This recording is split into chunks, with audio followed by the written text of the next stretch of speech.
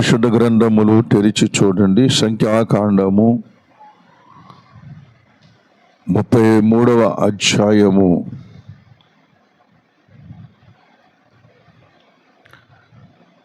17వ వచనాన్ని మనం చదువుకుందాం. కిబ్రోతు హత్తావాలో నుండి బయలుదేరి హజేరోతులో దిగిరి. చిన్న మాట ప్రార్థన చేసుకుందాం. దేవుని బిడ్డలారా, గత దినమందు కిబ్రోతు హత్తావా అంటే దురాశ యొక్క సమాధిలో భావము కలిగినటువంటి స్థలములో వారు ఎలా ఉన్నారో మనం ఎలా ఉండాలో దేవుని వాక్యమును బట్టి మనం విన్నాం. ఈ సమయంలో హజేరోతు అనే స్థలములోనికి వచ్చి అక్కడ ఇశ్రాయేలు ప్రజలందరూ దిగినట్లుగా మనకు లేఖనం సెలవిస్తూ ఉంటున్నది. హజేరోతు అనే మాటకు అర్థం ఏంటంటే దండుపేటలు అని అర్థం. హజేరోతు అనే మాటకు అర్థం దండుపేటలు అని అర్థం. దండుపేటలు దీని మీనింగ్ మనం చూసుకున్నట్లయితే, దండు అంటే యుద్ధ సన్నద్ధమైన సైన్యము అని అర్థం.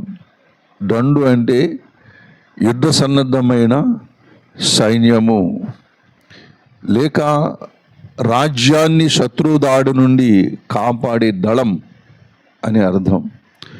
ప్రభునందు నాకు అత్యంత మిక్కిలి ప్రియమైనటువంటి వాళ్ళరా, ఈ స్థలములో ఎన్నో ఆత్మీయ విషయాలు మనము నేర్చుకోవచ్చు.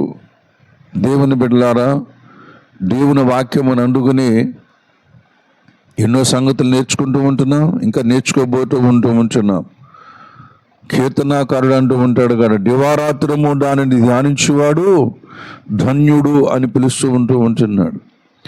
అంతేకాదు దావీదు అంటూ ఉంటున్నాడు, అర్ధరాత్రి వేళ నీ వాక్యమును ధ్యానం చేసుకుని మేలుకొనినప్పుడు నాకు కురువు మెదడు దొరికినట్లుగా దేవా నీ వాక్యము నాకు దొరికినది.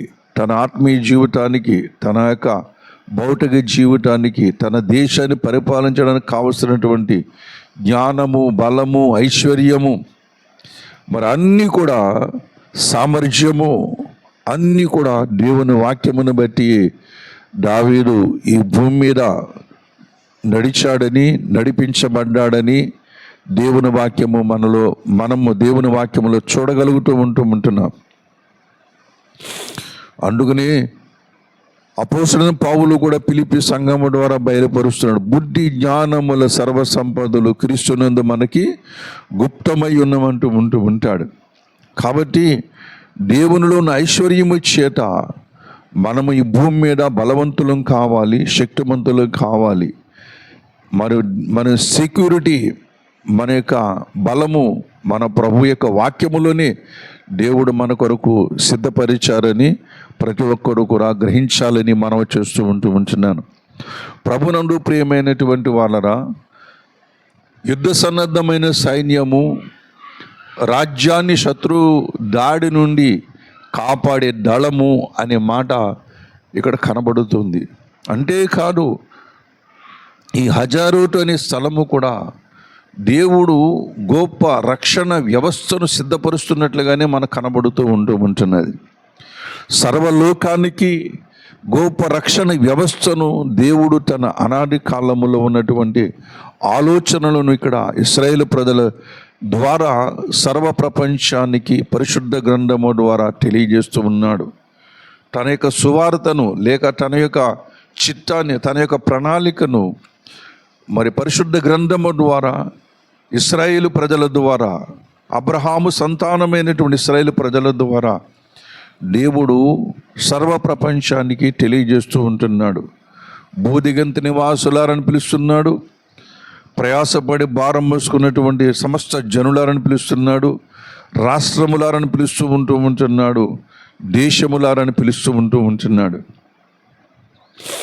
దేశములారా, దేశమా యెహోవా మాట వినుడని కూడా ఇర్మియా ద్వారా కూడా దేవుడు పిలుస్తూ ఉంటున్నాడు. ఎందుకంటే దేవునికిని ఈ యొక్క విశ్వానికి మధ్యవర్తి ప్రభు అయిన యేసుక్రీస్తు వారు నియమించారు. దేవునికిని ఈ విశ్వానికి మధ్యవర్తి దేవుడు నియమించాడు. అలాగే యుగాలకును దేవునికి మధ్యవర్తిగా మన ప్రభు అయిన యేసుక్రీస్తు వారిని దేవుడు నియమించాడు. అలాగనే లోకమునకును దేవునికి మధ్యవర్తిగా యేసు ప్రభు వారిని నియమించారు. అలాగనే దేవునికి మనకును మధ్యవర్తిగా మన ప్రభు అయిన యేసుక్రీస్తు వారిని నియమించారని ఈ యొక్క తిమోతి రాసినటువంటి పత్రికలో మనం చూడగలుగుతూ ఉంటున్నాం. దేవునికి నరులకు మధ్యవర్తి ఒక్కడే, ఆయన యేసుక్రీస్తు నరుడని అపోస్తలుడైన పౌలు ద్వారా పరిశుద్ధాత్మ దేవుడు మనకు తెలియజేస్తూ ఉంటున్నారు. కాబట్టి ప్రభునందు ప్రియమైనటువంటి వాళ్ళ మధ్యవర్తి ద్వారానే ఇశ్రాయేలు ప్రజలకు ధర్మశాస్త్రము కూడా నియమించబడినది. ఇశ్రాయేలు ప్రజలకు దేవునికి మధ్యవర్తిగానే ధర్మశాస్త్రము దేవదూత ద్వారా నియమించబడిన ధర్మశాస్త్రమును గూర్చి స్టెఫను మాట్లాడుతూ ఉంటాడు. ప్రభునందు ప్రియమైనటువంటి వారలారా, ఈ మాటలు చాలా జాగ్రత్తగా గమనించండి, జాగ్రత్తగా వినండి. దేవుడికి మనకును మధ్యవర్తి మన ప్రభు అయిన యేసుక్రీస్తు వారిని. ఎందుకు ఈ మాటలు చెప్తానంటే, ఈ విశ్వానికి ఈ లోకానికి, దేవునికి ఈ లోకానికి, విశ్వానికి ఈ లోకానికి, దేశములకు ప్రపంచమునకు ఈ లోకానికి, దేశాలకు ఈ లోకానికి, మనుషులకు దేవునికి మనకు మధ్యవర్తిగా యేసు ప్రభువు నియమించి ప్రభునందు ప్రియమైనటువంటి వాళ్ళరా ఒక రక్షణ వ్యవస్థను భూమి మీద సిద్ధపరుస్తున్నటువంటి అనుభవాన్ని హజారూటు అనే స్థలములో మనం చూడగలుగుతూ ఉంటున్నాం. ఏమిటంటే, దేవుని బిడ్డలారా, దేవుని యొక్క ఉగ్రత నుంచి ఈ విశ్వాన్ని కానీ, ఈ లోకాన్ని కానీ, ప్రపంచాన్ని కానీ కాపాడాలి. ఈ లోకములో ఉన్న ప్రతి మనుషుని కూడా కాపాడాలి అని దేవుడు సంకల్పించాడు. అంతేకాదు, ఈ ఉగ్రత ఎందుకు వచ్చిందంటే, దేవుని మాట వెనుక సాతాను యొక్క మాట విన్నటువంటి విశ్వములో ఉన్న అనేక మంది ఉన్నారు. లోకములో, ప్రపంచములో, యుగాల్లో అనేక మంది ఉన్నారు. వారందరినీ కూడా విమోచించుట కొరకాయి దేవుడు ఒక రక్షణ వ్యవస్థను ఈ భూమి మీద సిద్ధపరిచినట్లుగా పరిశుద్ధ గ్రంథములో చూడగలుగుతూ ఉంటున్నాం.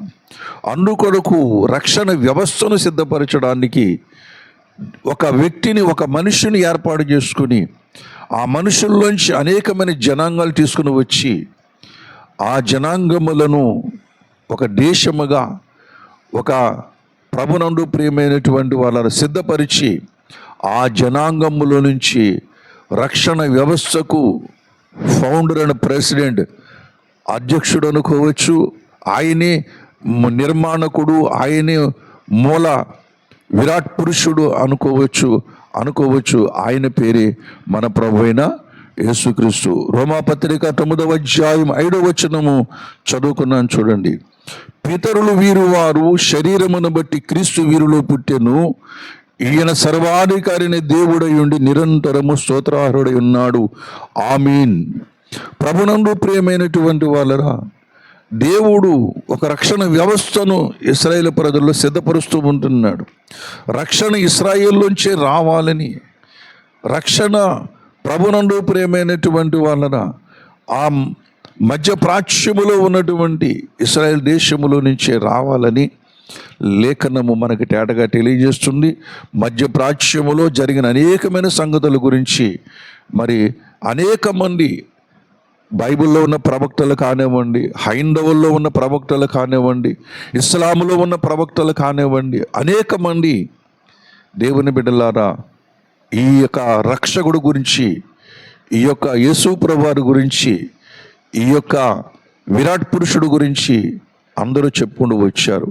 అందరూ ఆ ప్రవచనాలన్నీ కూడా నెరవేరినాయి. అందుకని సమరయ స్త్రీ అంటుంది, ఈయన క్రీస్తు కాడా అని చెప్పేసి, ఈయన మెస్సియా కాడని చెప్పేసి ఆ ప్రజలందరికీ చూపించినట్లుగా మనం చూస్తూ ఉంటున్నాం.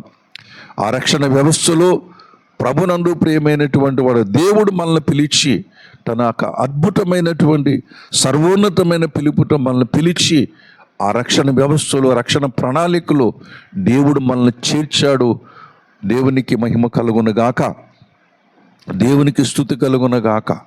పాపముల చేతను అపరాధముల చేతను చచ్చి పడి ఉన్న మనలను, దేవుని ఉగ్రత పాలవలసినటువంటి మనలను, సాతాను యొక్క మరణములో బందీలుగా ఉన్నటువంటి మనలను దేవుడు సర్వోన్నతమైన పిలుపుతో మనల్ని పిలిచి మనలను మరణములోంచి విడిపించి దేవుని ఉగ్రత నుంచి కాపాడబడుట కొరకాయి దేవుడు తన వాక్యము చేత మనల్ని సిద్ధపరుస్తున్నారు అనే సంగతి మనం ఎప్పుడు కూడా జ్ఞాపకం చేసుకోవాలి.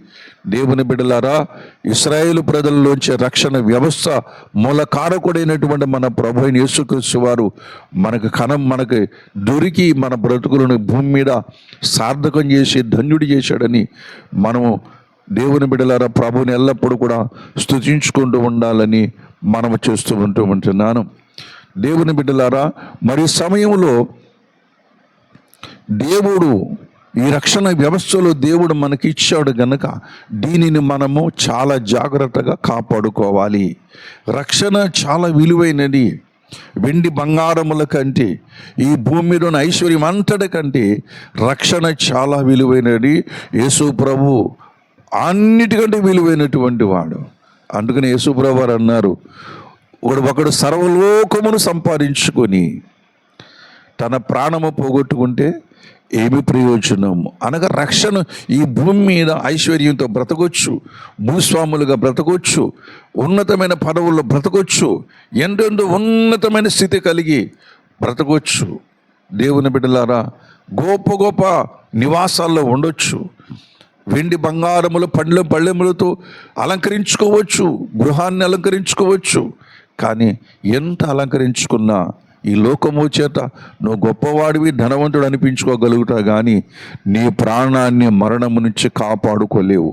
నీ ప్రాణాన్ని, నీ జీవితాన్ని మరణము నుంచి కాపాడుకోలేవు. కాబట్టి ఈ లోకములో ఉన్న వాటన్నిటికంటే నీ ప్రాణము చాలా చాలా చాలా విలువైనది.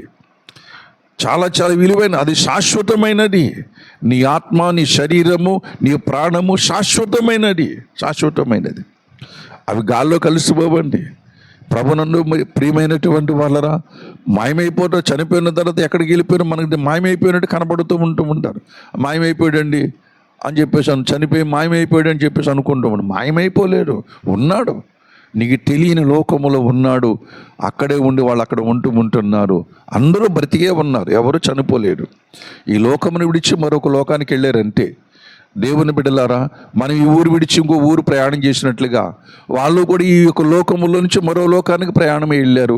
ఆ ప్రయాణమైన లోకములు అక్కడ ఉన్నారు.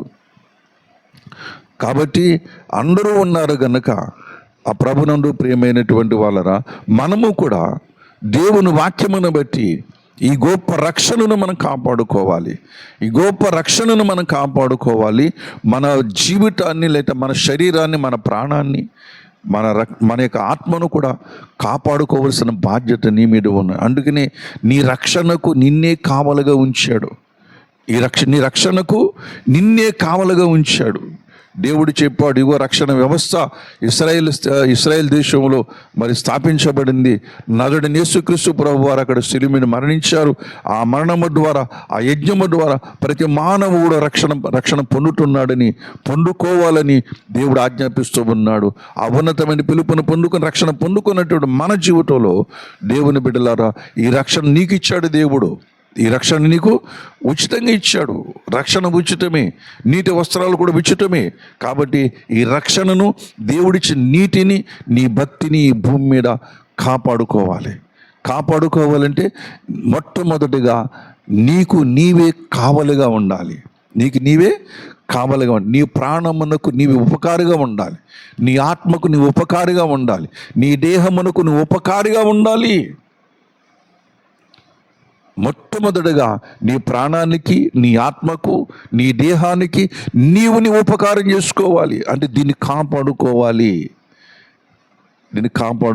లేకపోతే దేవుని ఉగ్రత పాలైపోతావు. లేకపోతే నిత్య నరకాగ్ని గుండములోనికి వెళ్ళిపోవడానికి అవకాశం ఎక్కువ ఉన్నది. కాపాడుకోవాలి. ఈ విషయములో, దేవభక్తి విషయములో ఎవరు కూడా శ్రద్ధగా ఉండకూడదని లేఖనం చెబుతూ ఉంటున్నది. ప్రభునందు ప్రియమైనటువంటి వాళ్ళరా, నీకు నీవే కావలిగా కాదు, నీ కుటుంబానికి కూడా నీవే కావాలి. హల్లెలూయా. నీ సంఘానికి నీవే కావాలి. దేవుని బిడ్డలారా, నీ యొక్క సమాజానికి నీవే కావాలి. నీ సంఘానికి, నీ కుటుంబానికి, నీ వ్యక్తిగత జీవితానికి నీవే కావలిగా ఉండాలి. జాగ్రత్త. ప్రభునందు ప్రియమైనటువంటి వాళ్ళరా, నీ క్రియల గురించి జాగ్రత్తగా ఉండాలి, నీ మాటల గురించి జాగ్రత్తగా ఉండాలి. మనమందరము కూడా న్యాయ సింహాసనం మీద నిలబడబోతుంటున్నాం. న్యాయ సింహాసనం ఎదుట నిలబడబోతుంటున్నాం. ఆయన ప్రతీది కూడా వెలుగులో తీసుకుని వస్తాడట. ప్రతి మాట కూడా వెలుగులో తీసుకుని వస్తాడంట. ప్రతి కార్యమును కూడా వెలుగులో తీసుకుని వస్తాడట. కాబట్టి మన జీవితం గురించి మనం చాలా జాగ్రత్తగా ఉండాలని పరిశుద్ధ గ్రంథమైన బైబిల్ గ్రంథం మనకు తేటగా తెలియజేస్తూ ఉంటున్నది. యోహాను సువార్తలో చెబుతూ ఉంటున్నది, సమరయ స్త్రీ చెబుతూ ఉంటున్నది. ప్రభునందు ప్రియమైనటువంటి వాళ్ళరా, యోహాను సువార్త 4వ అధ్యాయము 42వ వచనం చదువుకున్నాం చూడండి. మా మట్టుకు మేము విని ఈయన నిజముగా లోకరక్షకుడని తెలుసుకుని నమ్ముచున్నామనిరి. మా మట్టుకు మేము విని, సమరయ స్త్రీ చూసింది, ప్రభువుని పరిచయం చేసుకుంది, ఆయన ప్రభువుని నమ్మింది, మెస్సియా నమ్మింది, ప్రవక్తను నమ్మింది, మా కోసం వచ్చాడని, ఈ లోకం దేవుడు అవతరించాడని నమ్మి చెబుతూ ఉంటున్నది. ఆ చుట్టూ ఉన్న వారికి చెబుతూ ఉన్నప్పుడు, తన ఊళ్ళో ఉన్న వారందరికీ చెబుతూ ఉన్నప్పుడు ప్రభునందు వాళ్ళందరూ వచ్చారట. వాళ్ళందరూ వచ్చి నిజమే, ఈయన నిజంగా లోకరక్షకుడని మేము చూచి నమ్ముచున్నామని చెప్పారు. యేసు ప్రభు లోకరక్షకుడని అనేకమైన రుజువులు, అనేకమైన ప్రమాణములు కనబడుతూ ఉన్నాయి, మన కళ్ళ ఎదురు కనబడుతూ ఉంటున్నాయి. మన భారతదేశంలో చాలామంది గుడ్డోళ్ళు ఉన్నారు, మహామేధావులు, బాగా చదువును పండించుకుని బుర్రనంటే నింపుకున్నటువంటి మహామేధావులు ఉన్నారు. వాళ్ళు గుడ్డి వాళ్ళు దేవుని లేఖనాలు వెరగరు, దేవుని సంకల్పం వెరగరు, ప్రభు రుజువులను మాత్రం వాళ్ళు పట్టించుకోరు. ఏదో రకంగా దీని మీద, యేసు ప్రభు మీద బురద జల్లాలి, బైబిల్ గ్రంథం మీద బురద జల్లాలని చెప్పేసి అనుకుంటున్నారే తప్ప ఈయన నిజముగా లోకరక్షకుడిని రుజువులు చూడలేకపోతూ ఉంటున్నారు. యెరూషలేములో, ఇజ్రాయెల్ దేశంలో ప్రతి అణువణువున కూడా చూసినట్లయితే బైబిల్ గ్రంథములో రాయబడిన ప్రతి మాట కూడా తేటగా కనబడుతూ ఉంటున్నది. యేసు ప్రభువు వారి గురించి రాయబడిన మాటలన్నీ తేట కనబడు. చాలా తక్కువ రాయబడింది బైబిల్లో. నేను చూసిన దానికంటే బైబిల్లో చాలా తక్కువ రాయబడింది ఆయన గురించి. ఇంకా ఎన్నో అద్భుతమైన సంగతులు ఉన్నాయి, గొప్ప సంగతులు ఉన్నాయి. కానీ మన రక్షణ కొరకు ఏమేమి కావాలో అన్నీ కూడా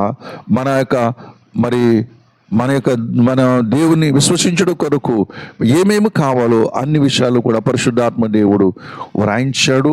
దాని ఆత్మ ద్వారా మనకు బయలుపరుస్తూ ఉంటున్నాడు. కాబట్టి ప్రభునందు ప్రియమైన వారు, ఈ రక్షణను మనం కాపాడుకోవడానికి మొట్టమొదటిగా నీకు నీవే కావలిగా ఉండాలి. మన క్రియలు కాసుకోవాలి, మన నోటి మాటలు కాసుకోవాలి, మన ప్రవర్తన కాసుకోవాలి, మన ఆలోచనలు కాసుకోవాలి, మన కనుదృష్టి కాసుకోవాలి, మన వినికిడి కాసుకోవాలి, కాపలా కాసుకోవాలి. ప్రభునందు ప్రియమైనటువంటి వాళ్ళరా, ఏది పడితే అది వినడానికి వీల్లేదు, ఏది పడితే అది మాట్లాడడానికి వీల్లేదు, ఏ పని పడితే ఆ పని చేయడానికి వీల్లేదు, మనకిష్టమైన పనులు చేయడానికి వీల్లేదు, మనకిష్టమైన స్థలంలో ఉండడానికి వీల్లేదు. నువ్వు ఎక్కడ వెళ్ళాలనుకుని, ఎక్కడ ఉండాలనుకుని, ఏం చేయాలనుకుని, ఏం చూడాలనుకున్నా దేవుణ్ణి అడగాలి. అందుకనే దావీదు అంటాడు, నీ ఆలోచన చేత నన్ను నడిపించెదవుగాక. ఇది కావలిగా ఉండవలసిన లక్షణములు మనకు ఉండాలి. కావలి అంటే అర్థం ఏంటి? ప్రమాదం ఉంది, హెచ్చరిస్తున్నాడు. పట్టణం మీద కావలిగా నియమించాడు, సైన్యం మీద కావలిగా నియమించినప్పుడు, పహారా కాస్తూ ఉంటున్నప్పుడు, రక్షణ సైన్యం ఉండవలసిన వాడు, శత్రు సైన్యం వస్తున్నప్పుడు పట్టణానికి హెచ్చరిక చేయవలసినటువంటి బాధ్యత ఎవరిదంటే దండులో ఉన్న సైనికుడిది. ప్రభునందు ప్రియమైనటువంటి వాళ్ళరా, యోవేలు గ్రంథములో 2వ అధ్యాయం 11వ వచనములో దేవుని బిడ్డలారా అక్కడ మాట్లాడుతున్నాడు. యోవేలు గ్రంథము 2వ అధ్యాయము 11వ వచనము చదువుతున్నాను, శ్రద్ధగా ఆలకించండి. యెహోవా తన సైన్యమును నడిపించుచు ఉరుముమలే గర్జించుచున్నాడు, ఆయన దండు బహు గొప్పదై ఉన్నది. హల్లెలూయా. ఆయన దండు బహు గొప్పదై ఉన్నదంటూ ఉంటున్నాడు. దేవుని దండు ఉన్నది. ప్రభునందు ప్రియమైనటువంటి వాళ్ళరా, దేవుని దండు అంటే ఇక్కడ చెబుతున్నాడు కదా, యుద్ధానికి సిద్ధమైనటువంటి సైన్యము అని చెబుతూ ఉంటున్నాడు. యుద్ధానికి సిద్ధమైనటువంటి సైన్యం. ఆయన మనల్ని రక్షించబడిన మనల్ని అందరినీ కూడా ఏమంటాడు, మీరు నా దండు అని పిలుస్తూ ఉంటాడు. అంటే సైన్యములో మనం ఉన్నాము, దేవుడు ఏర్పాటు చేసుకున్న సైన్యములో ఉన్నాము. రాజ్యాన్ని శత్రు బారి నుండి కాపాడే సైన్యము, రక్షణ వ్యవస్థలో ఒక భాగమైనటువంటి సైన్యముగా మనం ఉన్నామని మనం ఎల్లప్పుడూ కూడా జ్ఞాపకం చేసుకోవాలని మనం చేస్తూ ఉంటున్నాను. అందుకని యెహెజ్కేలు గ్రంథంలో కూడా దేవుని బిడ్డలారా మాట్లాడుతూ ఉంటున్నాడు. దయచేసి అది కూడా చూడండి. యెహెజ్కేలు గ్రంథములో ఆ మాటను మీకు 3వ అధ్యాయము 17వ వచనం చదువుకుందాం. నరపుత్రుడా, ఇశ్రాయేలుకు కావలిగా నేను నిన్ను నియమించి ఉన్నాను, కాబట్టి నీవు నా నోటి మాట ఆలకించి నేను చెప్పిన దానిని వారికి హెచ్చరిక చేయుము. నరపుత్రుడా యెహెజ్కేలు, నేను నిన్ను ఇశ్రాయేలు ప్రజల మీద కావలిగా నియమించును. ఇశ్రాయేలు ప్రజలంటే విమోచించబడినటువంటి వారు. ఇశ్రాయేలు ప్రజలంటే దేవుని కొరకు రక్షణ వ్యవస్థలో ఉన్న భాగము. ప్రతి వారు కూడా దేవుని బిడ్డలారా, ఈ రక్షణ వ్యవస్థలో మొట్టమొదటిగా నిన్ను నువ్వు కాపాడుకోవాలి. దేవుని కొరకు మనం అందరం కూడా సిద్ధపడాలి, రాజ్యము కొరకు సిద్ధపడాలి అని లేఖనం సెలవిస్తుంది. కావలివానికంటే ఊరి చివరు ఉంటాడు. కావలివాడు ఎక్కడుంటాడు? ఊరి చివరు ఉంటాడు. ఎక్కడో చిన్న బురుజు కట్టుకుని ఆ బురుజు మీద చూస్తూ ఉంటాడు. అన్ని దారులు చూస్తూ ఉంటాడు. ఆ ఊరికి ఎన్ని దారులు ఉన్నాయో ఆ దారులన్నీ చూస్తూ ఉంటాడు. ఆ దారులన్నీ కూడా చూస్తూ ఉంటాడు. ఆ చూసే పరికరముతో దూరమని చూస్తూ ఉంటాడు. శత్రువులు వస్తున్నారేమో, దేశం మీదకి లేదా ఈ పట్టణం మీదకి దండెత్తడానికి వస్తున్నారేమో అని చూస్తూ ఉంటారు. దేవుని బిడ్డలారు చూసి ఒకవేళ ప్రమాద హెచ్చరిక వచ్చినప్పుడు ఊరిని కానీ పట్టణాన్ని కానీ దేశాన్ని కానీ హెచ్చరిస్తూ ఉంటాడు. బాగా ఉంటూ ఉంటాడు. ఇదిగో శత్రు సైన్యం వస్తున్నది, జాగ్రత్త పడండి అని చెప్పేసి, వాళ్ళు ఎదుర్కోవడానికి, వాడిని ఓడించడానికి సిద్ధపడని చెప్పేసి దేవుని బిడ్డలారా హెచ్చరించేవాడే కావలిగా నియమించాడు. దేవుడు వారిని ఎదుర్కోవడం, మన జీవితంలో మన విశ్వాసాన్ని కాపాడుకోవడానికి, మన భక్తిని కాపాడుకోవడానికి, మన పరిశుద్ధతను కాపాడుకోవడానికి దేవుడు విశ్వాసం ఇచ్చాడు. విశ్వాసం అనే డాలు ద్వారా, విశ్వాసం అనే కవచము ద్వారా మనల్ని మనం ప్రొటెక్ట్ చేసుకోవాలి. దేవుని గురించి చెప్పవలసిన బాధ్యత మన మీద ఉన్నదని సంగతి మనం ఎప్పుడు కూడా మర్చిపోకూడదని నేను మీకు మనవి చేస్తున్నాను. యెషయా గ్రంథము 21వ అధ్యాయము 6వ వచనములో ఇలా వ్రాయబడి ఉన్నది, నువ్వు వెళ్ళి కావలివాన్ని నియమింపుము, అతడు తనకు కనబడు దానిని తెలియచేయవలెను. నువ్వు వెళ్ళి కావలివాన్ని నియమింపుము. యెషయా ప్రవక్తుడు చెబుతూ ఉన్నాడు, యెషయా నువ్వు వెళ్ళి కావలివాన్ని నియమించు అని చెబుతూ ఉన్నాడు. అతడు తనకు కనబడు దానిని తెలియచేయవలెను. లోకం మీదకి దేవుని ఉగ్రత రాబోతూ ఉంటున్నది. దేవుని పిల్లలమైన మనం లోకానికి, ఇరుగు పొరుగు వారి సంఘానికి చెబుతున్న విషయం ఇదే. దేవుని ఉగ్రత రాబోతూ ఉంటున్నది.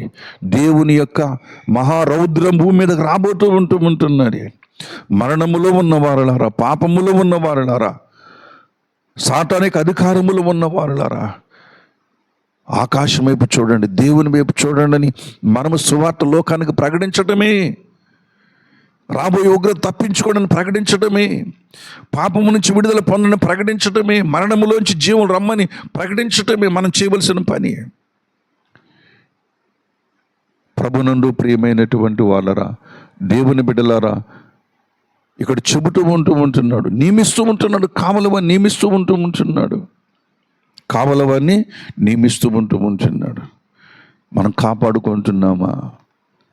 నీ నోటి మాటలను బట్టి ఎవరైనా హర్ట్ అవుతున్నారా? నీ నోటి మాటలు ఇతరులకు మేలుకరంగా ఉన్నాయా?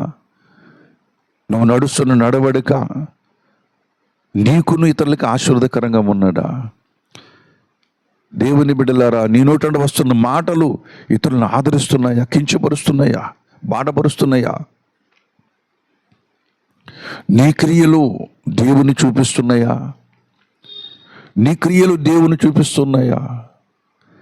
కాపాడుకోవాలి. ప్రతి ఒక్కరు కూడా కాపాడుకోవాలి. ప్రతి ఒక్కరు కూడా కాపాడుకుని దేవుని ఎదుట మారు మనసు పొందిన వారమై, మారు మనసు పొందకపోతే మారు మనసు పొందిన వారమై, రక్షణ పొందకపోతే రక్షణ పొందిన వారమై, దేవుని ఉగ్రత నుంచి కాపాడబడుట కొరకై నిన్ను నువ్వు ప్రొటెక్ట్ చేసుకునేది యేసు యొక్క బలిపీఠము. హల్లెలూయా. నిన్ను కాపాడుకునేది యేసు రక్తము. దేవుని బిడ్డలారా, అందుకని ఉంటున్నాడు. ఎన్నో విషయాలని చెప్పుకోవడానికి చాలా విషయాలని హబక్కూకుతో చెబుతామంటున్నాడు. హబక్కూకు గ్రంథము 2వ అధ్యాయము 1వ వచనములో కూడా చెబుతూ ఉన్నాడు.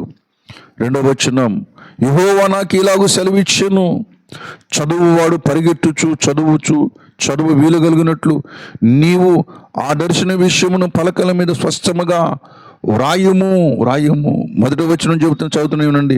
ఆయన నాకు ఏమి సెలవిచ్చును, నా వాద విషయమై నేనేమి చెప్పుదునో చూచటకై నేను నా కావలి స్థలం మీదను గోపురం మీదను కనిపెట్టుకొని ఉండుననుకొనగా. అంటే హబక్కూకు తన కావలి యందు కనిపెట్టుకుంటూ ఉంటున్నాడు. ఆయన ఏం చెబుతాడు, ఆయన ఏం చెబుతాడో, ఏమి చూపిస్తాడో, నేనేం చూడాలో, ఏం చెప్పాలో, నా విషయమై, నా వాదం విషయమై అని చెప్పేసి కావలిగా ఉండి కనిపెట్టుకుంటూ ఉంటున్నాడు. ఎవరు? హబక్కూకు. ఒక ప్రక్కన హబక్కూకు కనబడుతూ ఉన్నాడు, ఒక పక్కన యోవేలు కనబడుతూ, యెహెజ్కేలు కనబడుతూ ఉన్నాడు, మరొక ప్రక్క యెషయా కనబడుతూ ఉంటున్నాడు. ఈ చివరి దినాల్లో నీకు నీవే కావలివి, నీ సంఘానికి నీవే కావలివి, నీ కుటుంబానికి నీవే కావలివి, నీ సమాజానికి కూడా నీవే కావలేవు. గనక ఈ రక్షణ వ్యవస్థలో ఉన్న నీవు అనేక మందికి దేవుని సువార్తను ప్రకటించాలి. వాళ్ళు వినకపోయినా సరే దేవుని సువార్తను ప్రకటించాలి, దేవుని వాక్యమును ప్రకటించాలి. ఇదిగో దేవుని ఉగ్రత వస్తున్నది, దేవుని ఉగ్రత వస్తున్నది అని ప్రకటించాలి. ఎందుకంటే ప్రకటించినట్లయితే దేవుడు ఇతరుల గురించి లెక్క నిన్ను అడగడు. ప్రకటించకపోయినట్లయితే నీ కుటుంబం గురించి, నీ సంఘమును గురించి, నీ సమాజంను గురించి మన దగ్గర లెక్క అడుగుతాడు. ఎందుకు చెప్పలేడు వాళ్ళకి? ఎందుకు ప్రకటించలేదు నీవు? కావలివాడా, అమ్మా నువ్వు ఎందుకు ప్రకటించలేదు అని అడుగుతాడు ఆయన. ప్రభునందు ప్రియమైనటువంటి వాళ్ళరా, అందుకనే అంటున్నాడు, కొన్ని విషయాలు మనకు చెబుతున్నాడు బైబిల్లో. కొంతమంది కావలిగా ఉన్నవారు, కాపాడుకున్న వాళ్ళు ఉన్నారు. కావలిగా ఉన్నారు కానీ దేవుని బిడ్డలారా వాళ్ళు తోటను కాయలేకపోయారు. పరమగీత గ్రంథం 1వ అధ్యాయం 6వ వచనములో చూసినట్లయితే దేవుడు షోలమ్మెటికి ద్రాక్ష తోటను కాయమని ఇచ్చాడు, కానీ తోటను ఏం చేయలేకపోయింది? కాయలేకపోయింది. తోటను కాయలేకపోయానని చెప్పేసి మాట్లాడుతుంది 2వ అధ్యాయం 6వ వచనంలో. దేవుని బిడ్డలారా, కాయలైపోయింది కాబట్టి అక్కడ షోలమ్మెటి కూడా ప్రభునందు ప్రియమైనటువంటి వాళ్ళరా, నువ్వు నాకు ద్రాక్షారథం ఇచ్చావు, నేను కాయలేకపోయింది. తన కాయలు కాసుకోలేకపోయింది. అయినా కరుణ సంపన్న దేవుడు కనికరిస్తూ ఉంటాడు. కాయలైపోయింది కాబట్టి సంఘములోనికి లేకపోతే తన జీవితంలోనికి గుంటనక్కలు వచ్చాయి. గుంటనక్కలంటే ప్రభు రాత్రిపూట తిరుగుతూ ఉంటే రహస్యంగా వస్తూ ఉంటుంది. సోమరితనం కూడా రహస్యంగా వచ్చి నివాసం చేస్తూ ఉంటుంది. తిండిపోతనం కూడా రహస్యంగా వస్తూ ఉంటుంది. నెమ్మదిగా అలవాటైపోతూ ఉంటుంది. నిద్ర కూడా నెమ్మదిగానే ఉంటూ ఉంటుంది. నిద్ర చాలా కమ్మగా ఉంటుంది. ఏమండి, ఆరోగ్యము శ్రమ పడుతూ ఉంటుంది. ప్రభునందు ప్రియమైనటువంటి రోగం ఎప్పుడు సుఖపడుతూ ఉంటుంది. ఈ భూమి మీద రోగం ఎప్పుడు ఏం కోరుకుంటుంది? రోగములో ఉన్నా సరే, శరీర బలం ఉన్నా సరే, మనం బలము తెచ్చుకుని దాన్ని విదిలించుకున్నట్లయితే అది మన దగ్గర నుంచి పోతుంది. దాన్ని ప్రేమించినట్లయితే అది మన దగ్గరకు వచ్చి నివాసం చేస్తుంది. 1 కాదు 7 వస్తాయట.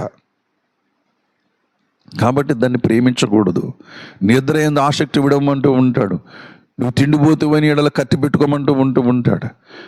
దేవుని బిడ్డలారా, ఎన్నో సంగతులు ఉన్నాయి. ఎన్నో సంగతులు ఉన్నాయి. తెల్లవారుజామున ప్రార్థనలు జరుగుతున్నాయి, మన సంఘంలో జరుగుతున్నాయి, అందరికీ తెలుసు. కానీ లెగుస్తారా? లేవరు. ఎందుకంటే సోమరితనం. కానీ దేవుడి వాక్యం చెబుతుంది ఇక్కడ, దేవుడు వాక్యం చెబుతుంది ఇక్కడ, లే, నీకేమొచ్చింది, లే, ఉగ్రత రాబోతూ ఉంటున్నది, కావలివాడ కావలిగట్టె లే అని చెప్తూ దేవుని వాక్యం చెబుతూ ఉంటున్నది. మనమేమనుకుంటాం, మనకెందుకు ఇలా చేసుకుంటానులే, పొద్దున్నే లేగలం, మంచి నిద్ర వచ్చే టైం అయింది. దేవుని కొరకు శరీర సౌఖ్యాన్ని కూడా వదలలేవా నీవు? శరీర సౌఖ్యాన్ని వదలలేనటువంటి నీవు ఎలాగ దేవుని రాజ్యంలోకి వస్తావు? నీవు దేవుని కొరకు కావలి కాయలు నేను కావలి కాసుకోలేకపోతే దేవుడు ఎలా నిన్ను పరలోకం తీసుకెళ్తాడు? నైనా చురుకైన వారే పరలోక రాజ్యంలో ఉంటారు, దేవుని దగ్గర ఉంటూ ఉంటారు. సోమరపోతులు ఉండరు. ఏ పని లేనప్పుడు కాస్త కొనికిటి పర్వాలేదు, పని ఉన్నప్పుడు పని చేయి, పగలున్నంత వరకు పని చేయమని చెప్పేసి లేఖనం సెలవిస్తూ ఉంటున్నది. సమయాన్ని వృధాగా పోగొట్టుకోవద్దు, నీ చేతికి అండొచ్చిన పని చేయడం అంటే దాన్ని చేయడంలో సుఖాన్ని విడిచిపెట్టాలి, నిద్రను విడిచిపెట్టాలి, తిండిని విడిచిపెట్టాలి, ముందర దేవుని చిత్తం చేయాలి. యేసుప్రభు అలాగే చేశారు, మనము కూడా అలాగే పని చేయాలి. అది కావలి కాయటం అంటే. తండ్రి యొక్క పనంతటి కావలి వారు ఎవరంటే మన ప్రభువైన యేసుక్రీస్తు వారు. మన ప్రభువైన యేసుక్రీస్తు వారి ద్వారా రక్షణ మనకి ఇచ్చండి. దీన్ని కాపాడుకోవాల్సింది ఎవరు? మనము కాపాడుకోవాలని లేఖనం సెలవిస్తూ ఉంటున్నది. అందుకని కాపాడుకోవట్లేదు కాబట్టి గుంట నక్కలు వస్తూ ఉంటుంది. గుంట నక్కలు ఏం చేస్తాయి?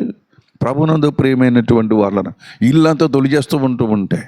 ఇంటిలో ఉన్నటువంటి మనకు అవసరమైన కూడా ఎత్తుకుపోతూ ఉంటాయి. సమయం లేదు కానీ ఎన్నో విషయాలు చెప్పాలి ఇక్కడ. యోవేలు గ్రంథంలో చెబుతూ ఉంటాడు ప్రభుని. మొదటి అధ్యాయం 4వ నుండి 5వ వచనం వరకు చెప్తూ ఉంటాడు. గొంగళ పురుగులు వచ్చాయని, పసర పురుగులు వచ్చాయని, చీడ పట్టిందని ప్రభు ఎన్ని చెప్తూ ఉంటాడు. ఇది ఆత్మీయ జీవితానికి అప్లై చేసుకోవాలి. మనం భక్తులు మనం ఎదిగిపోయామని, సత్యం మనకు తెలిసిపోయిందని, ప్రార్థనలో ఎదిగిపోయామని, దేవుని బిడ్డలారా క్రియలు ఎదిగిపోయిన ఒక అతిశయం మనకు వస్తూ ఉంటుంది. అదే గొంగళ పురుగు. గొంగళ పురుగు ఎక్కడ పడుతుంది? దేవుని బిడ్డలారా ఆకు అడుగు బాగానే పడుతుందట. గొంగళ పురుగు ఎక్కడ పడుతుంది? రైతులను అడిగితే చెప్తారు. గొంగళ పురుగు కూడా ఆకు పైన ఉండదు, ఆకు అడుగు బాగానే పడుతూ ఉంటుంది. అంటే లోపల రహస్యమైనటువంటి అతిశయమైన పాపం అనేది చేరుతూ ఉంటుంది. గొంగళ పురుగు పట్టిందంటే ఊరుకుంటుందా? దేవుని బిడ్డలారా నెమ్మదిగా ఆకులో ఉన్న పసరంతా ఏం చేస్తుంది? లాగేస్తూ తినేస్తూ ఉంటుంది. గొంగళ పురుగు తినేస్తూ ఉంటుంది. అతిశయము, నేను నరిశయము, నన్ను బట్టి నరిశయము, నేను ప్రార్థన చేస్తున్న నరిశయము, నేను చర్చికి వెళ్తున్న నరిశయము. అతిశయంతో పోతాడు, అక్కడితోనే పోతాడంటే లేదు. గొంగళ పురుగు వచ్చిందని మిడతలు పట్టుకున్నాయటండి. మిడత ఏం చేస్తుంది? మిడత పైరును కట్ చేస్తూ ఉంటుంది. చేను ఏం చేస్తుంది? కట్ చేస్తూ ఉంటుంది, కత్తిరిస్తూ ఉంటుంది. అంటే అర్థం ఏంటో తెలుసా? విమర్శలు వస్తూ ఉంటాయి. వాళ్ళు ఏమైనా గొప్ప ప్రార్థన పరులేటి, వాళ్ళు ఏమైనా భక్తి పరులేటి, నాకంటే ప్రార్థన చేస్తారా, నేను ఎంతో మోస్ట్ సీనియర్ని అని అతిశయంగా చెప్పుకుంటూ ఉంటారు. నాకు వాక్యం తెలుసు, వాళ్ళకి ఏం తెలియదు. నాకు వాక్యం తెలుసు, వాళ్ళకి ఏం తెలియదు. వాళ్ళ పాపులు, వాళ్ళు ఇంకా దేవుని సరిగ్గా తెలుసుకోలేడు అని చెప్పేసి అతిశయిస్తూ ఉంటారు. నేను ఒక మాట అడుగుతాను, ఇంతగా అతిశయిస్తున్నావు కదా, ఇంత స్థలంలోకి రావడానికి ఎంత టైం పట్టింది? ఈ యొక్క స్టేజ్లోని కనుక ఈ నీకు అతిశయించే స్టేజ్లో రావడానికి నీకు ఎంత టైం పట్టింది? 1 రోజా 2 రోజులా? కొన్ని సంవత్సరాలు పట్టింది కదా. మరి ఇప్పుడే నేర్చుకుంటున్న వారు నీ అంత అంతస్తులోకి రావాలంటే ఎలాగొస్తారు? వారు నీ కొరకు ఎంత ప్రయాసపడ్డారు, సేవకుడు ఎంత ప్రయాసపడ్డాడు, సంఘం ఎంత ప్రయాసపడింది. మరి అలాగే నీవు వాళ్ళ కొరకు ప్రయాసపడాలి కదా. ఈ తెలివి ఎందుకు రావట్లేదు మీకు? ఈ జ్ఞానం ఎందుకు రావట్లేదు మీకు? విమర్శలు వచ్చేస్తున్నాయి, మిడతలు పడుతున్నాయి, పడి కట్ చేస్తూ ఉంటున్నాయి. దేవుని బిడ్డలారా నెమ్మదిగా మిడతలు పట్టిన తర్వాత విమర్శలోకి వెళ్ళిపోతూ ఉంటారు. ఇంకా చెట్టుకి ఏముండదు, కాండం ఉంటుంది. కాండం కూడా పసరు ఉంటుంది. అంతే. ఆ పసరు కూడా పీల్చేయడానికి చీడ పట్టుకుంటూ ఉంటుంది. అనగా నెమ్మదిగా ప్రార్థనలోను విశ్వాసములోను దేవునికి దూరం అయిపోతూ ఉంటారు. అందుకని చెబుతూ ఉంటున్నాడు, జాగ్రత్త, కాపాడుకోండి. దేవుడు నీ జీవితాన్ని నిన్ను అప్పచెప్పాడు. నీ జీవితం తీసుకొచ్చి బంగారు భవిష్యత్తు నీకు వచ్చి నీ జీవితంలో పెట్టాడు. దీన్ని కాపాడుకోవాలి. ఈ రక్షణ వ్యవస్థలో నిన్ను కాపాడుకో, నువ్వు ప్రొటెక్ట్ చేసుకోవాలి. ప్రొటెక్ట్ చేసుకోపోయినట్లయితే దేవుని బిడ్డలారా, ఈ లోకంలో ఎంత గొప్పగా బ్రతికితేనేమి, ఎంత దీనత్వంతో బ్రతికితేనేమి, నువ్వు ప్రొటెక్ట్ చేసుకోకపోతే రక్షణ పోగొట్టుకుంటావు, దేవుని ఉగ్రత పాలవుతూ ఉంటావు. ప్రభునందు ప్రియమైనటువంటి వాళ్ళరా, కాబట్టి దేవుని వాక్యం చెబుతూ ఉంటున్నది, మనము సైనికులమైన మనము, రక్షణ వ్యవస్థలో ఉన్న మనము నియమము ప్రకారముగా పోరాడాలి. నియమ ప్రకారముగా ఈ మాట చెప్పి నేను ముగిస్తున్నాను. ఎన్నో విషయాలు చెప్పుకోవాలి, కానీ మీరు ధ్యానం చేసుకోండి. దీన్ని బట్టి మీకు అన్ని క్లూలు ఇచ్చాను నేను. మీరు ఇంటికి వెళ్ళిన తర్వాత మీకు ఈ రోజంతా కూడా దీన్ని నెమరు వేసుకోండి, ఈ మాటలు నెమరు వేసుకోండి. నియమ ప్రకారంగా పోరాడుకుంటే కిరీటము దక్కడంట. పౌలు చెబుతున్నాడు 2వ తిమోతి రాసిన పత్రిక 2వ అధ్యాయము 4వ వచనంలో 4వ వచనం చూసినట్లయితే, దండులో చేరిన ప్రతివాడు కూడా నియమము ప్రకారముగా పోరాడుకుంటే వాడికి కిరీటము దక్కదు. నియమ ప్రకారం పోరాడుకుంటే వాడు యజమానుడు వాడిని మెచ్చుకోడు. నియమ ప్రకారంగా పోరాడుకుంటే యజమానుడు మెచ్చుకుంటాడు. నీ కిరీటను కాపాడుకుంటూ ఉంటావు అని చెబుతూ ఉంటున్నాడు. ఏంట నియమము? దేవుడిచ్చిన అపోస్తలిక బోధ. హల్లెలూయా! దేవుడిచ్చిన అపోస్తలిక బోధ రక్షణ వ్యవస్థలో నిన్ను కాపాడుకోవడానికి, రక్షణ వ్యవస్థలో సంఘాన్ని నువ్వు కాపాడడానికి, కావలిగా ఉండడానికి, రక్షణ వ్యవస్థలో లోకానికి నువ్వు తెలియచెప్పడానికి నీకు దేవుడిచ్చినటువంటి ఒక కావలివాడ నీకు ఇస్తున్నది ఏంటంటే బోధనిస్తున్నాడు. ఈ బోధ మీరు బోధించండి, రక్షణ సువార్తను ప్రకటించండి, విశ్వాసము ద్వారా కృపా సువార్తను ప్రకటించండి. దేవునికి ఒక సైన్యముగా ఉండండి. ఈ హజారేటు అనే స్థలములో, దండుపేటలని అర్థమిచ్చే స్థలములు రక్షణ సైన్యముగా, రక్షణ వ్యవస్థలో మనము కూడా ఒక భాగమయ్యాము. దేవుడు చేశాడు, ఆ రక్షణ వ్యవస్థలో మనం ఒక భాగంగా చేశాడు. కాబట్టి నువ్వు నమ్ముకొని నువ్వు సైలెంట్గా ఉంటే కుదరదు. నువ్వు నమ్ముకొని ప్రభువును నేను రక్షించబడ్డానని చెప్పేసి మరి మనం నువ్వు ఆలోచన చేసుకుంటే కుదరదు. ఈ మాటలు అనేక మందికి చెప్పాలి. దానికి ముందు నీ కుటుంబానికి చెప్పుకోవాలి, నీ పిల్లలకు చెప్పుకోవాలి, నీ కుటుంబానికి చెప్పుకోవాలి, నీ యజమానికి చెప్పుకోవాలి, నీ భార్యకి చెప్పుకోవాలి, నీ బంధువులు చెప్పుకోవాలి.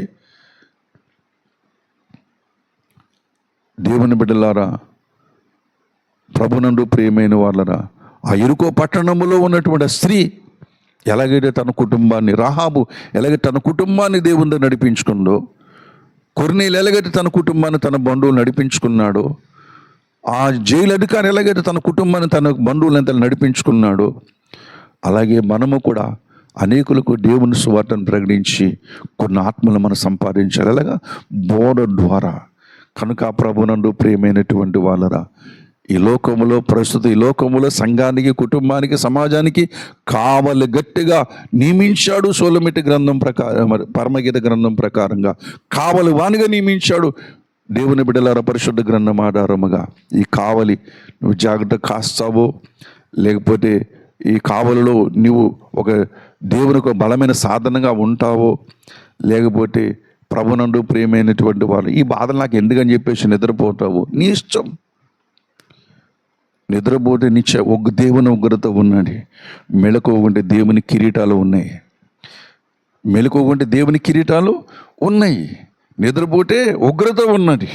కాబట్టి నీ జీవితాన్ని కావలుగా కాపాడుకుంటావు. అది నీ చేతిలో పెట్టేశాడు ఆయన చేయబోతుందో చేశాడు ఆయన చేసిన కార్యం అయిపోయింది, నియమించడం జరిగిపోయింది. ప్రభునందు ప్రియమైనటువంటి వాళ్ళరా, ఆ పరలోకంలోకి వెళ్ళి ఆ ఉత్తర దిశలో ఉండి దక్షిణ దిశ ముఖం పెట్టుకుని నీ వైపు చూస్తున్నాడు ఆయన. నువ్వు ఎప్పుడు వస్తావా, నిన్ను ఎప్పుడు కలుసుకుంటానా, నా ప్రియమైనటువంటి వాళ్ళు మిమ్మల్ని ఎప్పుడు కలుసుకుని ఎదురు చూస్తున్నాడు ఆయన. హజారోట్ అనుభవం, ఎంత చక్కటి అనుభవం మనకి తేటగా తెలియజేస్తుందో మనం గమనించి గ్రహించి మన ఈ ప్రయాణపు యాత్రను, మన విశ్వాస యాత్రను కొనసాగించుకుందాము. రండి ప్రార్థన చేసుకుందాం. దేవుడి మాటలు మన వినికులు దీవించునుగాక.